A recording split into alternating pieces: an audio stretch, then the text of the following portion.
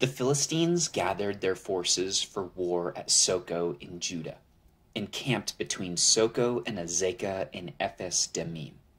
Saul and the men of Israel gathered and camped in the valley of Elah.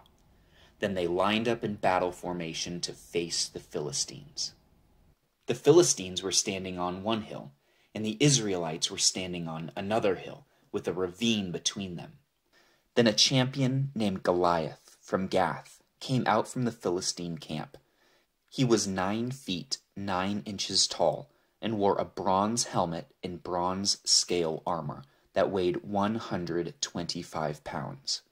There was bronze armor on his shins, and a bronze javelin was slung between his shoulders. His spear shaft was like a weaver's beam, and the iron point of his spear weighed 15 pounds. In addition, a shield-bearer was walking in front of him. He stood and shouted to the Israelite battle formations. "Why do you come out to line up in battle formation?" He asked them. "Am I not a Philistine, and are you not servants of Saul? Choose one of your men and have him come down against me. If he wins in a fight against me and kills me, we will be your servants.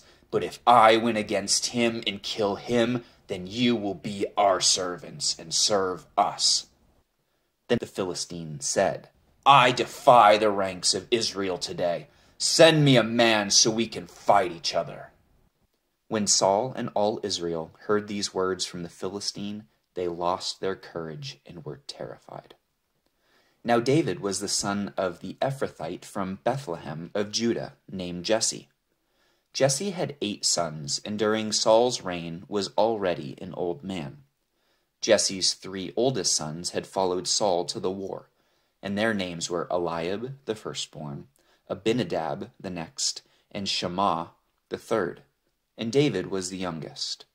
The 3 oldest had followed Saul, but David kept going back and forth from Saul to tend his father's flock in Bethlehem. Every morning and evening, for 40 days, the Philistine came forward and took his stand. One day Jesse had told his son David, "Take this half-bushel of roasted grain, along with these 10 loaves of bread for your brothers, and hurry to their camp. Also take these 10 portions of cheese to the field commander. Check on the well-being of your brothers, and bring a confirmation from them. They are with Saul and all the men of Israel in the valley of Elah, fighting with the Philistines."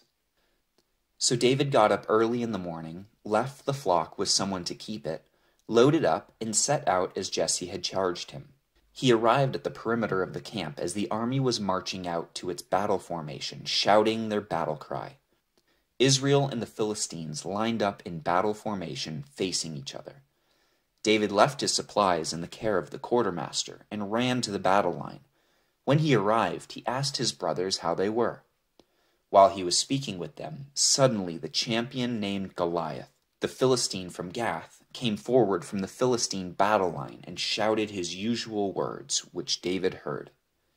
When all the Israelite men saw Goliath, they retreated from him terrified. Previously, an Israelite man had declared, "Do you see this man who keeps coming out?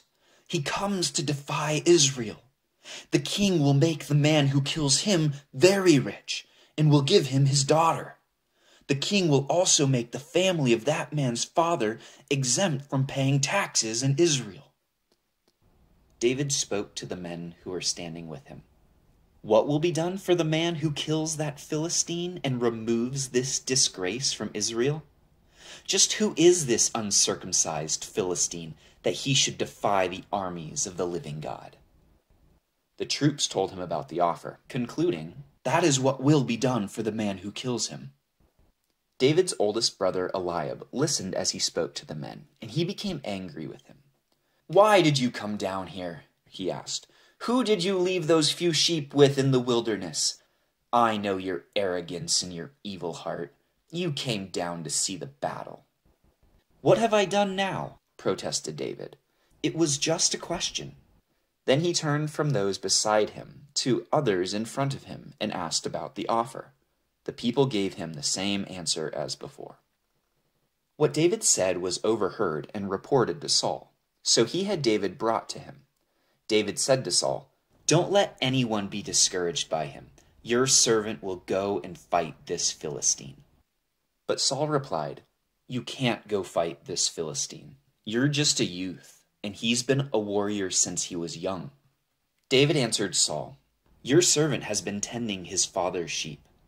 Whenever a lion or a bear came and carried off a lamb from the flock, I went after it, struck it down, and rescued the lamb from its mouth.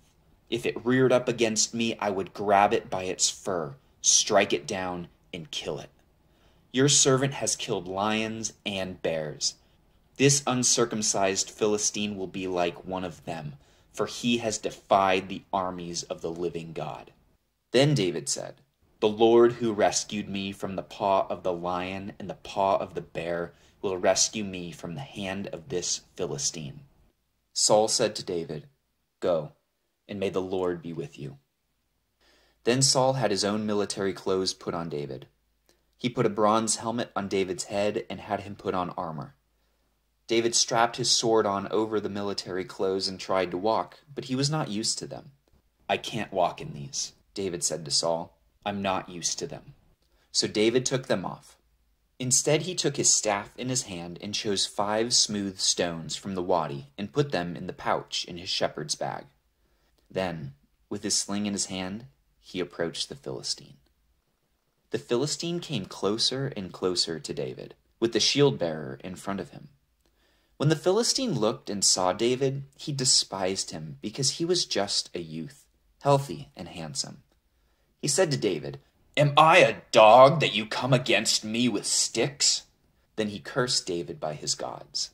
"Come here," the Philistine called to David, "and I'll give your flesh to the birds of the sky and the wild beasts."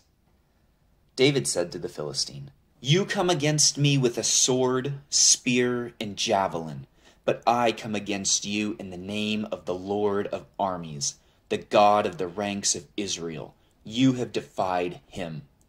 Today the Lord will hand you over to me. Today I'll strike you down, remove your head, and give the corpses of the Philistine camp to the birds of the sky and the wild creatures of the earth. Then all the world will know that Israel has a God, and this whole assembly will know that it is not by sword or by spear that the Lord saves, for the battle is the Lord's. He will hand you over to us." When the Philistines started forward to attack him, David ran quickly to the battle line to meet the Philistine. David put his hand in the bag, took out a stone, slung it, and hit the Philistine on his forehead. The stone sank into his forehead, and he fell face down to the ground. David defeated the Philistine with a sling and a stone. David overpowered the Philistine and killed him without having a sword. David ran and stood over him. He grabbed the Philistine's sword, pulled it from its sheath, and used it to kill him. Then he cut off his head. When the Philistines saw that their hero was dead, they fled. The men of Israel and Judah rallied, shouting their battle cry, and chased the Philistines to the entrance of the valley and to the gates of Ekron. Philistine bodies were strewn all along the Sha'arim road to Gath and Ekron. When the Israelites returned from the pursuit of the Philistines, they plundered their camps.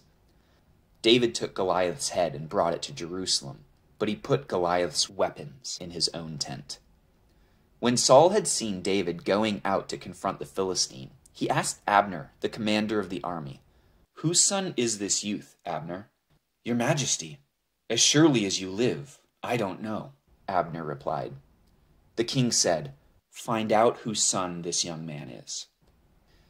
When David returned from killing the Philistine, Abner took him and brought him before Saul with the Philistine's head still in his hand.